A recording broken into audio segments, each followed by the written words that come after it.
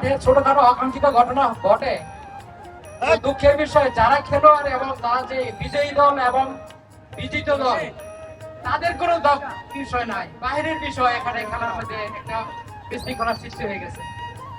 আমরা ওটাকে কারো কাছে আমরা যারা দুই দল আমরা খেলা অংশগ্রহণ করা হয়েছে তারা যেন এই দলটাতে আমরা কেউ না জড়াই, এটা আমাদের মেমোরিতে থাকবে। এবং আপনারা, আমি যেহেতু ইউনিয়নের প্রশাসক, আপনারা উপজেলায় খেলবেন, ডিস্ট্রিক্টে যেয়ে খেলবেন, আমার স্মরণাপন্ন এখানে সবাই আছে, সবাই আমাকে চেনে মোটামুটি।